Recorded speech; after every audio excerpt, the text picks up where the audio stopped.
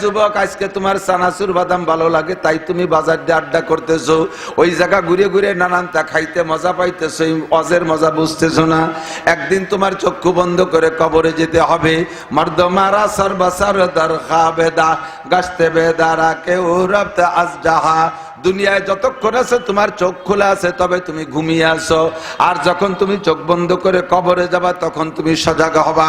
দুনিয়ায় থেকে কবরের কিছু দেখা যায় না, আরে কবরে গেলে আখিরাতের সব দেখা যায়। ওই দিন তুমি বুঝবা এই সময়টা আমাকে বাজারে কাটানো কতটা জরুরি ছিল, অথবা তার চাইতে আমার মাহফিলের মধ্যে কাটানো কতটা প্রয়োজন ছিল। সেই দিন আফসোস করে কাম হবে না। তুমি বারবার বলবা রব্বানা আখরিজনা মিনহা ফাইন উদনা ফাইন্না জালিমুন। আল্লাহ তুমি আর একটা বার কবরের থেকে দুনিয়ায় পাঠায় দাও। যে সময়টা বাজারঘাটে হাট বাজারে রাস্তাঘাটে নষ্ট করেছি, আমি আর সময় নষ্ট করব না, আর একটা বার তুমি আমার সময় দাও। আল্লাহ পাক জবাব দিবেন ইকসা উফিহা ওয়ালা তুকাল্লিমুন, পড়ে থাক কয়বরে, আর তোর সাথে কথা হবে না। বহুত বুঝাইছে উলামায়ে কেরাম। আলাম ইয়াতিকুম নাযীর, তোমাদের কাছে কি আমার বক্তারা যায় নাই? উলামায়ে কেরাম কি তোমাদেরকে বুঝায় নাই? সেদিন তুমি কথায় কান দাও নাই, তুমি তখন স্বীকার করবা ক্বালু বালা কদ জাআনা নাযীর, অবশ্যই আমাদের কাছে বক্তারা এসেছিলেন, এই সব কথা আমাদের বলছেন, কিন্তু গলাবাত আলাইনা শিকওয়াতুনা, আমাদের কপাল পোড়া দুঃখের বিষয়ে আমরা সেদিন কথাকে গুরুত্ব দেই নাই, বুঝতে পারি নাই। এখন যেমন সব দেখতেছি, ওই জগতে থাকা অবস্থায় যদি একটা নজর দেখতাম, জীবনে একটা মিনিট আমি চায়ের স্টলে নষ্ট করতাম না, আমি বাজারঘাটে নষ্ট করতাম না, আমি ক্লাবে বসে আড্ডা মাইরে সময় কাটাইতাম না, টেলিভিশন ভিসিআর ফেসবুক আর ইউটিউবের সামনে সময় নষ্ট করতাম না। যেদিন তুমি বুঝবা সেদিন তোমার বুঝে এক পয়সারও কাজে আসবে না। মন মানসিকতা ফ্রেশ, কর্মব্যস্ততা নাই, পেশাব পায়খানার প্রেসার নাই, ঘুমের প্রভাব নাই, এত তাড়াতাড়ি রাতের খানা খাওয়ার জন্য ক্ষুধার তাড়নাও নাই। একটা নিরিবিলি নিরাপদ সময়ে আল্লাহ তাআলা নবী আলাইহিস সালাতু ওয়াস সালামের বয়ানের একটা সুন্নতি টাইম অনুসরণ করে এ অঞ্চলের অনেক মানুষের চেয়ে আল্লাহ পাক আমাদেরকে আগে আগে আসার বসার তৌফিক ইনায়াত করেছেন, এজন্য শুকর আদায় করি আলহামদুলিল্লাহ। সবে মাত্র মাগরিবের নামাজ শেষ হলো। নামাজের পরে বিভিন্ন মসজিদ থেকে ধীরে ধীরে আল্লাহর বান্দারা আসবে, আস্তে আস্তে মাঠে জায়গা হবে না। পরবর্তীতে যারা বয়ান করবেন তাদের বয়ানেরও একটা বড় আকর্ষণ রয়ে গেছে। হযরত মাওলানা শফিক সাহেব কাউলিবেড়া এবং আমাদের নগরকান্দার পীর সাহেব হযরত মাওলানা ইসমাতুল্লাহ কাসেমি হাফিজাহুল্লাহ, যার হাজারো হাজার মুরিদান ভক্তবৃন্দ এলাকায় উপস্থিত, সকলেই আসবে ইনশাআল্লাহ। তো ধীরে ধীরে সব মানুষগুলো আসলে জায়গায় সংকুলন হবে না। আমার অল্প একটু সময়ের ভিতরে যদি বারবার আপনাদের সেটিং করি তাহলে সময় লস হয়ে যাবে আপনাদের। আমি শেষ টাইমের দিক তাকাইয়েই আলোচনা করব। আমার নির্ধারিত সময় শেষ হয়ে গেলে আমাকে আল্লাহ নিলে চলে যেতেই হবে। মাহফিলের শেষ টাইম শেষ হলেও চলে যেতে হবে, হায়াতের শেষ টাইম হলেও চলে যেতে হবে, কেউ কেউরে ধরে রাখতে পারবে না। কাজেই শুরুতে আপনার একটু আগায় আগায় বসলে, পিছনে একটু জায়গা রাখলে, পরে যারা আসবে তারা পিছনেই বসলো। আর এই ছোটরা যারা বারবার উঠার চাহিদা, তোমাদের নড়াচড়া করার চাহিদা, তোমরা ওই পিছিয়ে যাও, নইলে এখানে থাকলে শুরুতে শেষ পর্যন্ত নড়বা না, একেবারে নড়াচড়া বেশ।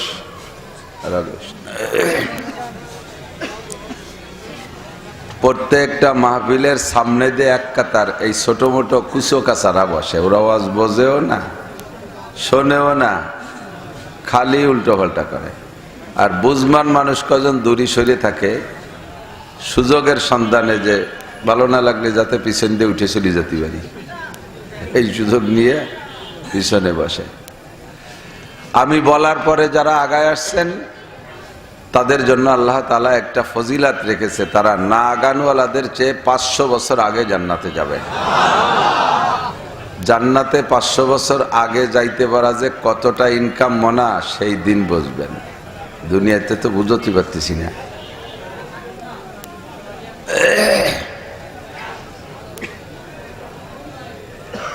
একবার বললে যারা আসবে প্রথমবারে তারা 500 বছর, দ্বিতীয়বারে বললে যারা আসবে তারা 400 বছর আগে যাবে, তৃতীয়বার বললে যারা সামনে আগাবে তারা না আগানো দেশে 300 বছর আগে বেসতে যাবে। তৃতীয়বার বলার পরে যদি আগানোর জায়গা না থাকে চেষ্টা করে একটু জাকি দেয়, তা তো না জাকা আলাদের চাইতে 200-300 বছর আগে চলে যেতে পারবে। আগায় বসলে লস নাই, একটু আগায় আসেন। আমাদের এই ইলম, কোরআন হাদিসের ইলম সিনাত থেকে সিনায় যায়, খেয়াল করতেছেন সবাই? সিনাত থেকে সিনায় যায়। একটা ছেলে হাফেজ হয়েছে 30 পারা কোরআন শরীফ, ওর পেট ফাইড়িয়ে বুক ফাইড়িয়ে অপারেশন করে কোন জায়গা কি 1 লাইন কোরআন শরীফও লেখা দেখা যাবে? থাকে কোন জায়গায়? সিনার ভিতরে একটা মেমোরি কার্ড আছে, ওর মধ্যে থাকে। যেমন আপনার 32 জিবি একটা মেমোরির ভিতরে বহু কিছু লোড দিয়েছেন, ওই মেমোরির মধ্যে কোন জায়গা কি আছে ভাঙ্গে চুরে গুঁড়ো গুঁড়ো করিয়া খুঁজলে কি পাওয়া যাবে? দূরবীন যন্ত্র দিয়ে, অনুবীক্ষণ যন্ত্র দিয়ে খুঁজে দেখা যাবে না। ছোটবেলায় যখন প্রথম আমাদের ছোটবেলায় টেলিভিশন আসলো, অনেকেই এই বিপদে ছিলেন যে টেলিভিশনের মধ্যে ছবি দেখা যায়, অনেকে ঘুরে পিছনে যেত, ওই ছবি কোন পাশে ঢুকলো তালাশ করতে, ওর মধ্যে খুঁজলে পাওয়া যায় না। মানুষের আবিষ্কারে কোরআন হাদিসকে বোঝানোর জন্য সহজ করছে। নবী পাক সাল্লাল্লাহু আলাইহি ওয়াসাল্লাম গারে হেরায়, হাজী সাহেব যারা গিয়েছেন, আশা করি 70-এর পরে বয়স পেয়ে যারা হজে গেছেন তারা গারে হেরায় উঠতে পারেন নাই। বহুত উঁচু পাহাড়। এই রাস্তায় যারা আছো একটুও কথা বলবা না, রাস্তায় যারা দাঁড়িয়ে আছো তোমাদের কাছে বিশেষ করজোড় অনুরোধ, তোমরা কথা বলবা না। যদি বেশি জরুরি কথা হয় তাহলে মাইকি বলবো, আমরা সবাই শুনবো। আর যদি মাইকি কর মতো না হয় তাহলে ও জায়গা কইও না, ডিস্টার্ব হয়। আর ওই বাইরে দাঁড়াইয়ে সানা বান্ধে দাঁড়াই না থাইয়ে ভিতরে এসে বসাই তো ভালো। বাসে উঠে, লোকাল বাস, অল্প কাটা সিট, তা বুক হয়ে গেছে স্ট্যান্ডের থেকে, মাঝখানের থেকে কেউ বাসে উঠেই স্থানীয় প্রভাবে সিট দাও সিট দাও সিট দাও, বিরক্ত করে না? একটা সিটও নাই, অথচ সুপারভাইজারের কাছে সিট চাই। 10 মিনিটও দাঁড়ায় থাকতে বাসের মধ্যে রাজি না, সিট দিতেই হবে, না দিলে সুপারভাইজারের সাথে গাঞ্জাম লাগায় না। আর এই জায়গা 2-3 ঘন্টা এত সিট থাকতে না বসে বাইরে ছানা বান্ধে দাঁড়ায় থাকতে, কি মুশকিল। কোরআন হাদিসের বয়ান বসে বসে শোনা আদব সুন্নাত। তো হুজুর আলাইহিস সালাতু ওয়াস সালাম গারে হেরায় একটানা 40 দিন ইতিকাফ করেছেন আল্লাহ পাকের কুদরতি ইশারায়। তখন তো নবীর কাছে কোরআন নাজিল হয় নাই, জিবরাইলও আইসে বলে নাই যে এই জায়গা আসেন। ছোটবেলা থেকেই আল্লাহ পাকের সন্ধানে হুজুরের ভিতরে একটা অস্থিরতা ছিল। তো মনে মনে ভাবতেন যে লোকালয়ের ভিতরে থাকলে হয়তো আল্লাহ পাকের সাক্ষাৎ পাই কিনা। মক্কার থেকে 3 কিলোমিটার দূরে আজিজিয়া, সেখানে এখন শহরের নাম আজিজিয়া। আজিজিয়া শহরের পাশে বিশাল উঁচু একটা বেডঙ্গা পাহাড়, উঠতে খুবই কষ্ট, চতুর্দিকে পাহাড় আর পাহাড়। হুজুর আলাইহিস সালাতু ওয়াস সালাম ওই পাহাড়টার উপরে উঠলেন, উঠে খুব বেকায়দা জায়গা দিয়ে নেমে একটা গুহাও পাইলেন। তার ভিতরে লোকালয়হীন, মানব সমাবেশ নেই, মানুষের কোনো যাতায়াত নেই, নীরব নিরিবিলি নিস্তব্ধ জায়গায় হুজুর একটানা একা একা 40 দিন কাটাইলেন। কাকে পাওয়ার জন্য? আল্লাহকে। আর জায়গাটা সম্পর্কে সিদ্দিকা খাদিজাতুল কুবরা রাদিয়াল্লাহু তাআলা আনহাকে হুজুর বলে গিয়েছিলেন, আমি ওখানে থাকবো, তুমি টেনশন করো না। এই 40 দিনের ভিতরে হুজুর বাসায় আসেন নাই, মক্কায় আসেন নাই, ওখানেই থাকছেন। খাদিজাতুল কুবরা রাদিয়াল্লাহু তাআলা আনহার বয়স তখন 55। কত? হুজুরের বয়স 40, খাদিজা হুজুরের চেয়ে 15 বছরের বড়। এই জামানায় যদি কোনো যুবক তার চেয়ে 15 বছর বেশি বয়সী একটা মহিলারে বিয়ে করে, তাহলে দেশের মানুষ আর ওরে বাড়ি উঠতে দেয় না। বিভিন্ন জনে বিভিন্ন রঙের বাজে কথা বলে, তুই এটা দাদি কিনে নিয়ে আইছিস। নবী আলাইহিস সালাতু ওয়াস সালামের স্ত্রী খাদিজা রাদিয়াল্লাহু তাআলা আনহা উম্মুল মুমিনিন, এই বুড়ি মহিলাটা 3 কিলোমিটার, এখন সমতলে 3, পাহাড় টপকায় টপকায় বেশি হতো, ছোট ছোট টিলা পাহাড় পর্বত টপকাইয়া ডেলি 2 বার সকালে আর রাত বিকালে সেই পাহাড়ে উঠে হুজুরকে খানা খাওয়াইতেন। আমার মাথায় ধরে না কিভাবে উঠতেন। এদানিং কাইটে কাইটে একটু সিঁড়ি বানাই দিছে। এবছর দেখলাম সরকারি ভালো সিঁড়ি বানাই দিছে, এতদিন সরকার সিঁড়ি বানাই দেয়নি। ওই পাকিস্তানিরা, মিশরীরা, ওরা যাইয়া কাবলেরা যাইয়া একটু কাইটে কাইটে সিমেন্ট বালিতে ডলি, কোনো মতে ধর্না টন্না নাই, খুব রিস্ক, ঝুঁকিপূর্ণ একটা পাহাড়। 19 সালে না 18 সালে একটা যুবক উঠতে যে ওখান থেকে স্লিপ করে পড়ে মরেই গেছে। তো এই জায়গা খাদিজা বিনা সিঁড়িতে কিভাবে উঠতেন? ডেলি 2 বার। হযরত খাদিজা রাদিয়াল্লাহু তাআলা আনহা হুজুরকে 2 বার ওখানে খানা দিয়ে আসতেন। হুজুর সেই খানা খেয়ে 40টা দিন আল্লাহর সন্ধানে অপেক্ষা করতেন। 40তম রাত লাইলাতুল কদর, কন্যা সুবহানাল্লাহ, খায়রুম মিন আলফি শাহর, পড়েন খায়রুম মিন আলফি শাহর, 1000 মাসের চাইতে দামি রাতটা। অন্য কোনো কারণে না, আজকে একটা ঘটনা ঘটবে এই জন্য রাতটার দাম বাড়িয়ে গেছে। আরবিতে একে বলে সরফুল মাকানে বিল মাকিন, অবস্থানকারীর কারণে অবস্থানের দাম বাড়ে আর কমে। একই সাইজের কত বিল্ডিং, এক বিল্ডিং এ সুইপার থাকে, এক বিল্ডিং এ মেথর থাকে, এক বিল্ডিং এ কাওরা থাকে, এক বিল্ডিং এ কর্মচারী থাকে, আর এক বিল্ডিং এ কামার থাকে, কুমার থাকে, তাঁতি থাকে, মুসি থাকে, ঋষি থাকে, নাপিত থাকে, ধুপা থাকে, দর্জি থাকে, একই বিল্ডিং। কদ্দূর যাইয়ে সেই কোয়ালিটির একটা বিল্ডিং এ প্রেসিডেন্ট থাকে।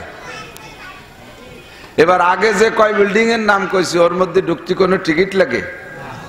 কোনো চেক আছে?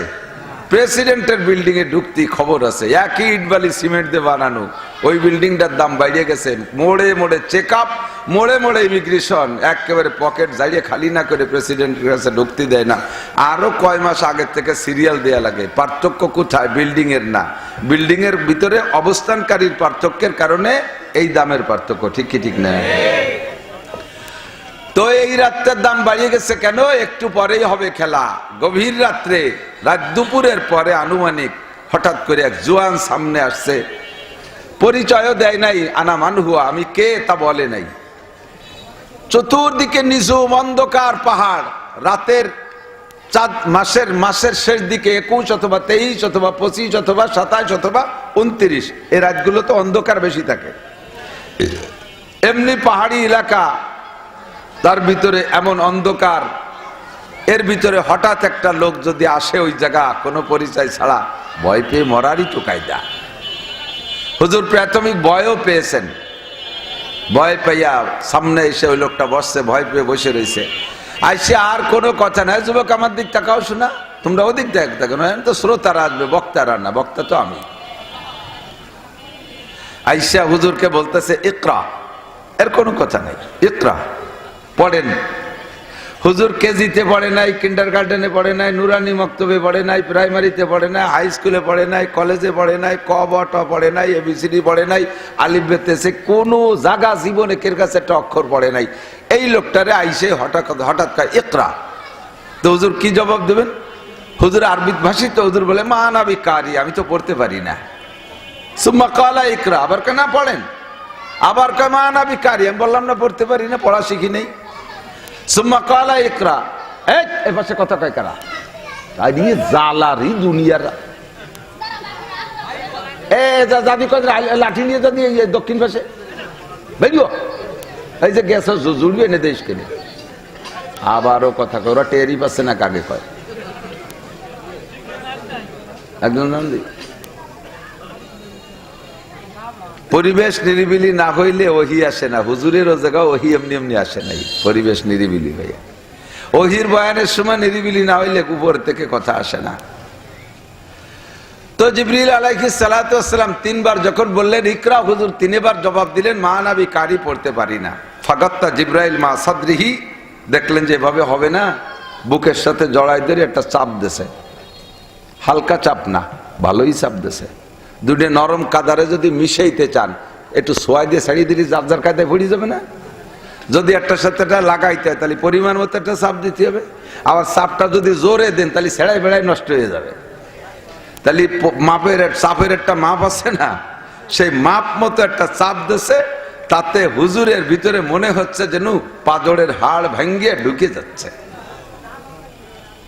জিব্রাইলের কাছে আল্লাহ তাআলা মেজারমেন্ট দিয়ে দিয়েছে চাপটা কতটুক হবে, সেভাবেই দিয়ে ছেড়ে দিয়েছে।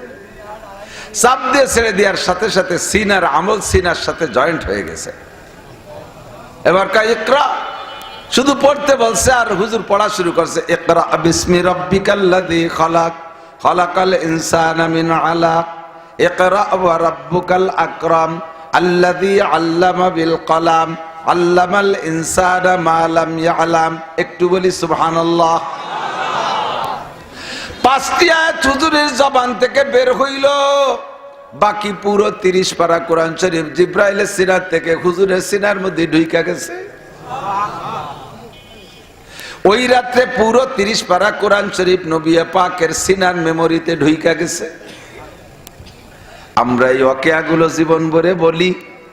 মুসলমান মোমেন যারা, তারা অন্তর থেকে আল্লাহ আল্লাহ রসুলকে ইসলামকে বিশ্বাস করেন বিধায় এ কথাগুলোর পর কাহারও কোনো অভিযোগ, কথা কও যুবক, বিশ্বাস আছে। নাস্তিকরা এ কথাটা মানতে পারে না, কাফেররা কথাটা নিয়ে ব্যঙ্গ ঠাট্টা করে, ইহুদ নাসারারা মস্কারি করে।